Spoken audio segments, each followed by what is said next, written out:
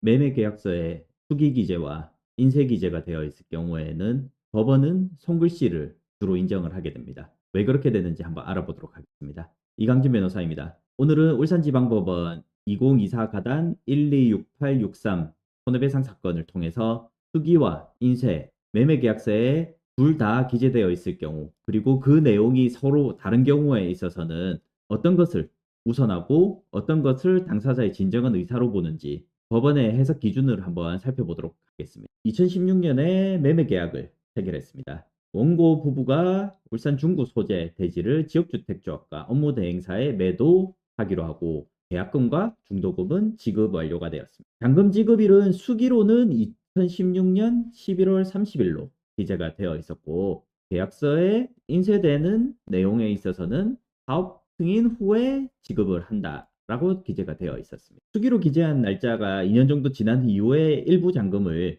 지급을 했고, 잔금 지급 지체 보상으로 일반 분양분 1개 호실에 대해서 소유권 이전 등기를 해주기로 하였습니다. 그리고 다시금 추가 잔금을 지급을 했고, 그 이후에 사업계획 승인이 이루어졌습니다. 피고 측은 이때부터 사업계획 승인 후 30일 이후가 잔금 지급 기일이라고 주장하기 시작했습니다. 계약서에서는 잔금을 공동주택 사업 승인일로부터 30일 이내에 지급한다라는 내용이 기재되어 있으므로, 해당 내용에 따라서 잔금 지급일은 사업 승인 이후이기 때문에 그 전에 지급한 것은 잔금을 현금 미리 지급한 것에 불과하지 수기로 기재된 날짜인 2016년 11월 30일이 아니다. 인쇄된 조항대로 2020년 4월 18일이다 라는 것을 주장을 했습니다. 이 수기로 기재된 것은 계약금과 중도금 그리고 잔금으로 보통 표시되는 계약서상에 금액이 기재되어 있고, 그 옆에 공란 있는 데에다가 2016년 11월 30일이라고 기재를 한 것이었습니다. 법원은 수기 기재를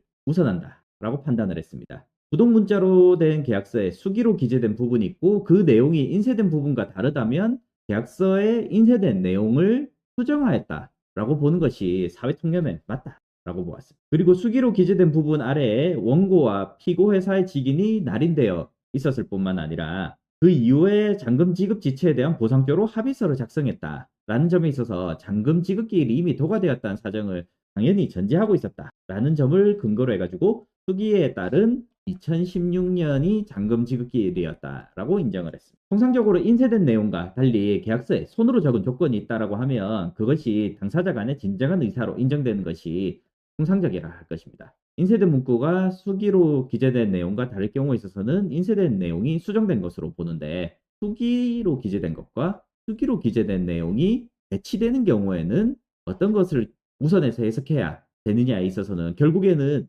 매우 세부적인 사항들을 모두 다 따져볼 수밖에 없고, 이 수기 부분에 있어서 어느 것이 우선하는지, 그것이 어느 것이 이후에 작성되었는지, 이런 부분들이 모두 고려가 될 것입니다. 그렇기 때문에 수기의 내용이 있고, 만약에 이 내용이 배치된다 라고 한다면 반드시 앞서 기재된 수기 내용은 착선을 하고 보통 도장을 찍어서 해당 부분을 삭제를 했다라는 것을 명확하게 표시를 하는 것이 반드시 필요하고, 수기로 기재를 한다고 할 경우에는 가능하면 인쇄된 문구를 명확하게 작성을 하시고, 인쇄된 문구에 대해서도 배치되는 부분이 있다라고 하면 착선을 하셔서 명확하게 해당 부분이 변경되었다는 것을 명확하게 밝혀두는 것이 이러한 분쟁을 막을 수 있는 방법이라 할 것입니다. 여기까지입니다.